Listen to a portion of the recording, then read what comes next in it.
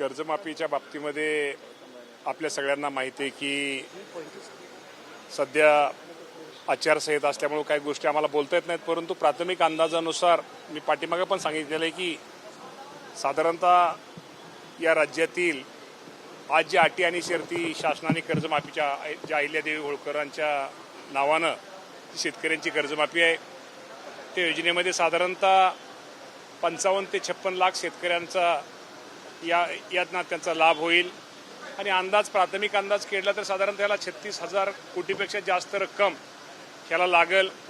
आणि त्यामध्ये काही शेतकऱ्यांच्या सूचना आहेत की 2019 साली जे शेतकरी कर्जमाफीपासून वंचित राहिलेले आहेत तर वंचित आपल्या सगळ्याला माहीत यासाठी आहे की आपल्याला माहिती आहे की 2019च्या कर्जमाफी आणि आजच्या कर्जमाफीमध्ये एक फरक आहे।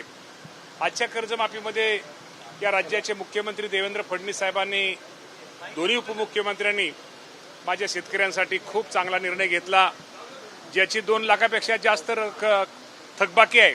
साधारणतः एखाद्याचं 2,50,000 रुपये असेल तर वरचे 50,000 रुपये भरले तर त्याला 2 लाख रुपये हे या वर्षीच्या कर्जमाफीत या राज्याच्या मुख्यमंत्र्यांनी ते शेतकऱ्यांना दिलासा देण्यासाठी घेतलेले आहेत। आणि 2019च्या कर्जमाफीमध्ये जर एखाद्याला 10,000 20,000 त्याची रक्कम 2 लाखाच्या वरची असेल तर त्याला कर्जमाफीमध्ये भाग घेता येत नव्हता, त्याला कर्जमाफीचा लाभ मिळालेला नाही। त्यामुळे ते 2019ला पण ते वंचित आहेत आणि आजही ते वंचित 2019 मुळे राहत आहेत। त्या शेतकऱ्यांना त्या बाबतीमध्ये काय करता येईल त्यांचा कसा, कारण का आचारसंहिता असल्यामुळे मला काही गोष्टी क्लिअर बोलता येणार नाहीत। या बाबतीमध्ये राज्याचे मुख्यमंत्री या बाबतीमध्ये निश्चित प्रकारे निर्णय घेतील। त्याचप्रमाणे आपल्या सगळ्याला माहिती आहे की साखर कारखानदार कामगार आमचे आपल्याला माहिती आहे की सीझनल कामगार असतात, साखर कारखानदार 2-2, 3-3 महिने ते नोकरी करतात पण त्यांचा पगार 25,000 पगार असतो।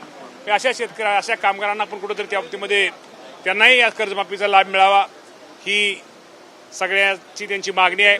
या बाबतीमध्ये उपसमितीच्या माध्यमातून राज्याचे मुख्यमंत्री निश्चित प्रकारे योग्य तो निर्णय घेतील। पाऊस लांबलेला आहे, शेतकऱ्यांना काय आव्हान आहे सरकारचं, शेतकऱ्यांपर्यंत कशा पद्धतीनं सरकार पोहोचणार आहे? तुम्हाला माहिती आहे की यावर्षी हवामान विभागाने एल निनोचं संकट आपल्या सगळ्यांना आपल्यावरती आहे आणि यावर्षी त्यामुळं पाऊस हा कमी पडणार आहे असा त्यांचा अंदाज आहे।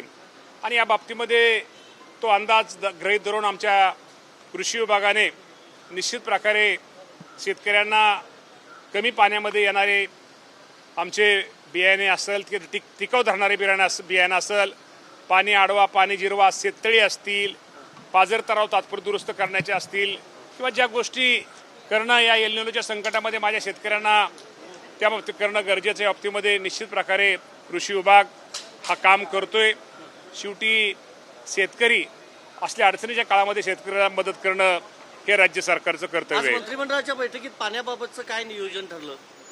पाण्याबाबतच्या बाबतीमध्ये तुम्हा सर्वांना माहिती आहे की राज्यामध्ये आजही पाऊस कुठंच पडत नाही आहे आणि त्यामुळे निश्चित प्रकारे आज तरी साधारणतः त्यांचं असं काहींचं म्हणणं आहे की साधारणतः 20 जून नंतर किंवा जुलै महिन्याच्या पहिल्या आठवड्यात पाऊस पडेल, परंतु ते गृहीत धरून मी निश्चित प्रकारे त्या बाबतीमध्ये आम्ही त्या बाबतीत पिण्याच्या पाण्याला पहिल्यांदा आपण तिथं आता आज प्राधान्य दिलं पाहिजे आणि धरणातल्या साठ्यांची एकूण परिस्थिती पाहून या बाबतीमध्ये निश्चित प्रकारे निर्णय घ्यावा असे मुख्यमंत्र्यांनी सूचना दिलेल्या आहेत। रोहित पवार पण आंदोलन करतायत आणि जिथे ते आंदोलन करतात तिथे गिरीश महाजन पण गेले, भाजपच्या नेत्यांनी ते ज्या ठिकाणी अन्यथा आंदोलन करत होते तिथे पाणी देखील मारलं, कसं पाहता एकंदरीत त्या घटनेत? या बाबतीमध्ये मला काहीच माहिती नाही आणि माहिती नसल्यानंतर एखाद्या गोष्टीवर बोलणं मी बरोबर नाही।